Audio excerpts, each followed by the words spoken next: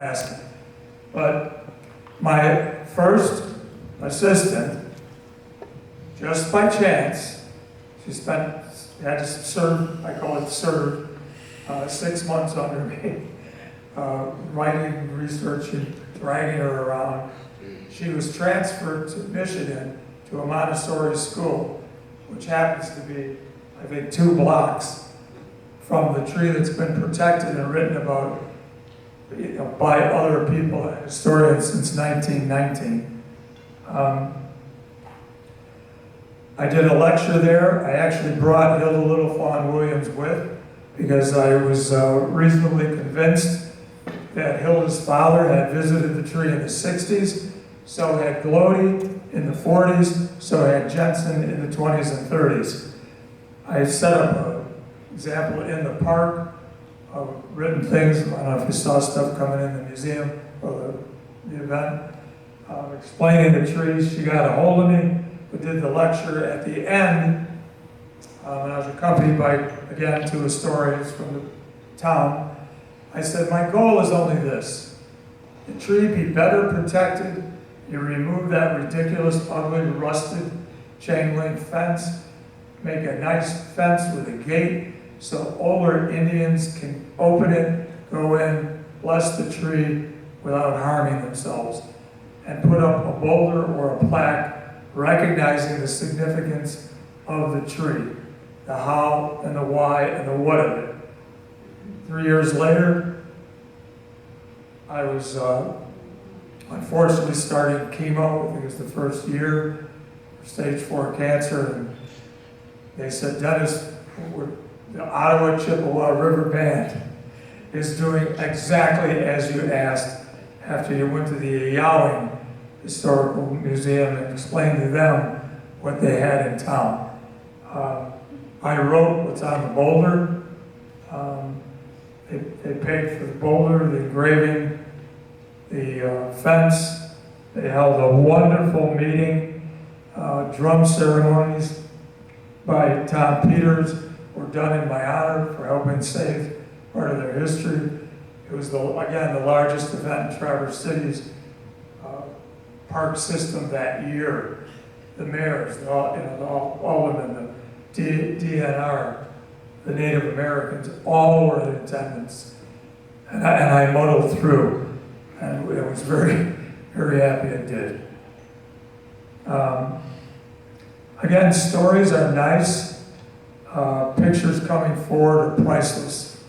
I worked with an Ojibwa elder whose purpose before the book was written was actually to trick me. He took me intentionally to a tree that was similar to a trail marker tree. I excused myself from him and his wife, and these are full-blooded Ojibwa elders. And I studied it for like half an hour, 45 minutes, up and down the bed, looking at everything. I walked back to him and said, sir, you might find someone who will tell you this is a trail marker tree, but it won't be me. And he laughed, and he goes, you should have heard the whopper this guy from down south told about it. He made up stuff I never even heard of. And then he goes, come with me. Then he took me to a real tree that was purposely shaped. See how small that is on the right? Obviously, a dramatic, intentional trail tree. I looked at it, analyzed it. I guessed the age of it, I think, within 3 years. And I said, this is the earmarks, this is the system. It's so young. He goes, that's when it was requested to be shaped by 2 full-blooded Native Americans of the area to mark in the new park being designed at the time. So an Indian was making the marker for the trail. And later, the photographs of Ben Scott and John Martin came forward. Again, that's pretty cool. Now we have, I believe it was Boston that designed the park. So it's nice to tie all that together and have it meaningful. And this one is in the UP. Yeah. not in mainland Michigan. Yeah, Crystal Falls. Yeah. Again, tricking me, I thought was very clever. I'm glad I passed. This is this is Indiana. Again, that same tree that your state recognized, the unique bend, that's by tying a weight. If you're in a hurry and you don't have time to go through what I showed you I do, you tie a big rock to the lowest limb, it'll yank that whole thing down, and Mother Nature will immediately send a bud shooting right back up.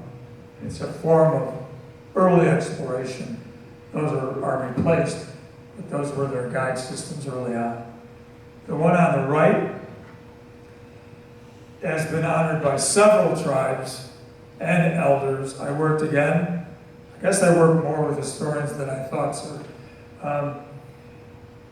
She was extremely helpful, Judy Baker.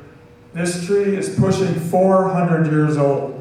It's 52-inch diameter white oak. There's two of them, same year, same shape, same species. They lead off the Tippecanoe River to an exposed copper deposit. They did not have the ability to mine. Every surface site, again, another use for the trail trees, was to get you to areas that you could use for tools, for adornment, for weapons, that when you brought people, they had slaves, they had people behind them with baskets. They didn't make these trips willy-nilly. They brought back natural resources to work on during the winter months. So our next number of slides are going to be from trail marker trees in all different states. So it'll show you examples. And I have to tell you, Dennis could tell you a story about every single tree, but since we don't have that amount of time, we will go through them. But it is really interesting just to see how many states have them. And there are a lot more than these, but these are just some good examples. St. Louis, Missouri. St. Louis, Missouri, this one on the left, actually involved a little bit of Jesse James' shenanigans. That's Des Arcs. This is a scary town. It's hidden. It's creepy.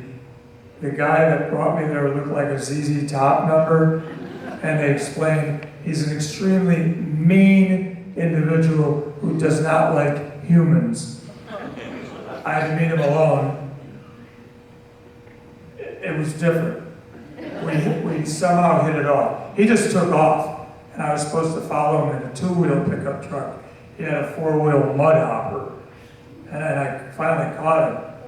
But we removed all the things around it, and he noticed I immediately flicked my knife open and started hacking things and moving them.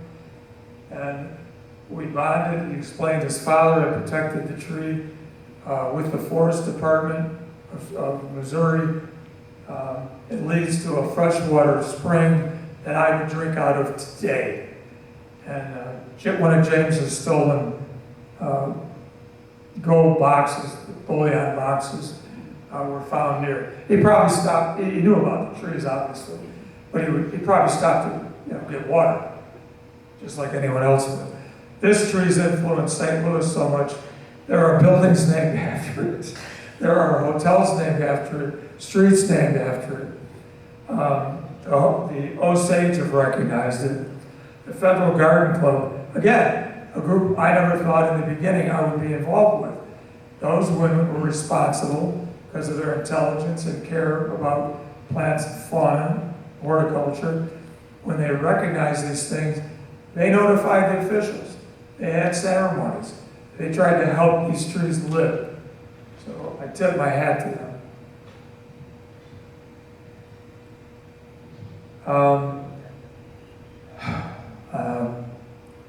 Gary Donatelli, famous producer, is now in New York, a director, on-film cameraman, 7 years for Monday Night Football, earned his career degrees from the Olympics, Monday Night Football, 17 years directing One Life to Live.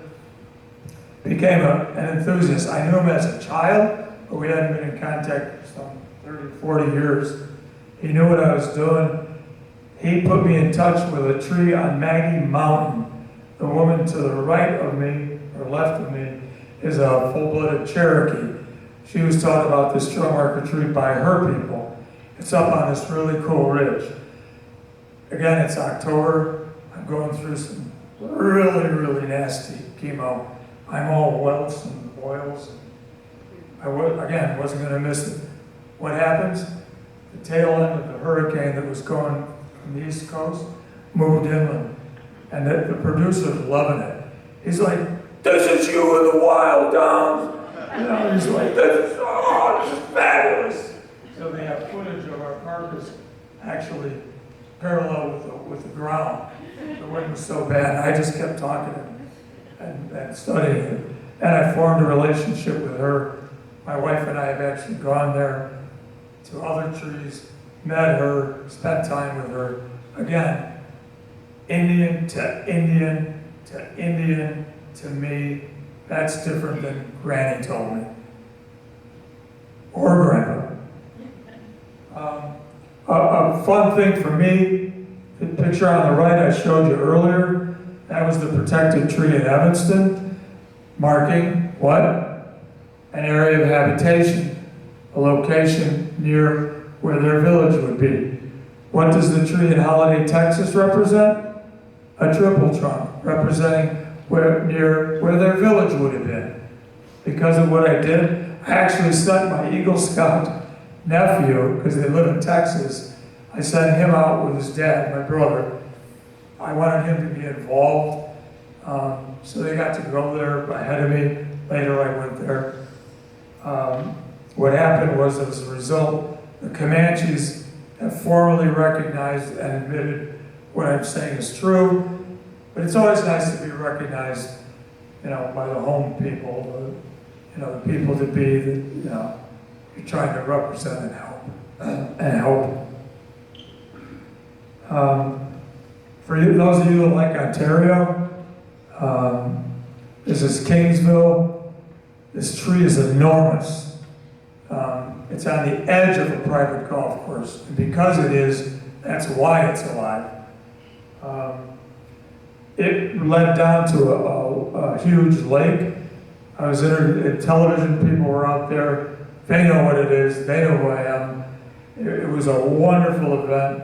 Again, learned more about things, and that kicked off I always wanted to involve your people that were in the fur trade and tie that correlation between the Native Americans and the fur traders, intermarrying with the local tribes. The British didn't do that so much. More the French did and other nationalities. They got themselves ingrained in the families. So they were taught what these things meant. So when they were employed by the wealthier fur traders like Astor, they made their own trails.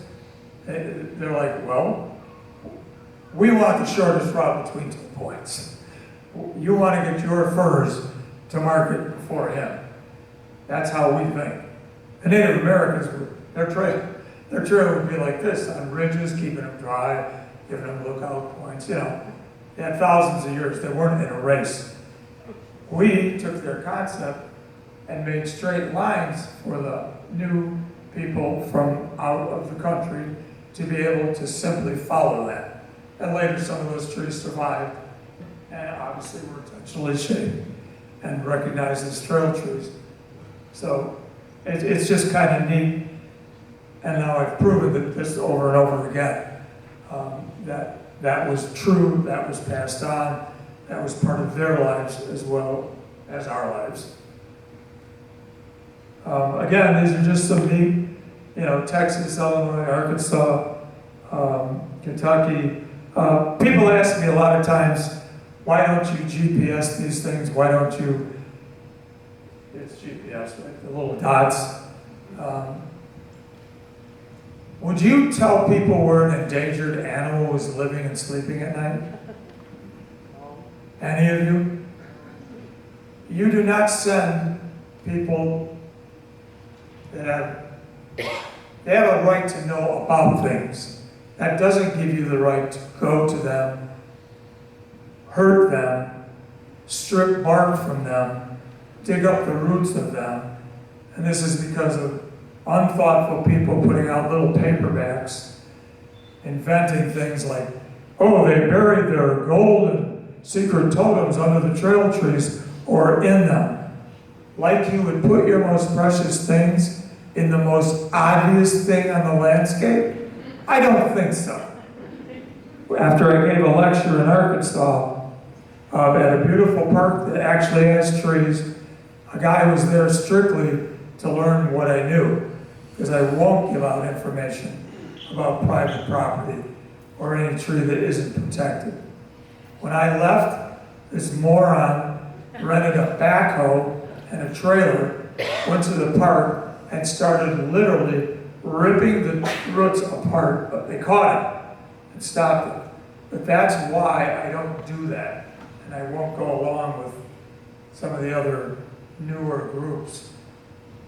They're just looking to, their sponsors are Herman and people like that. I they're business. I'm not a businessman. I'd be a horrible businessman.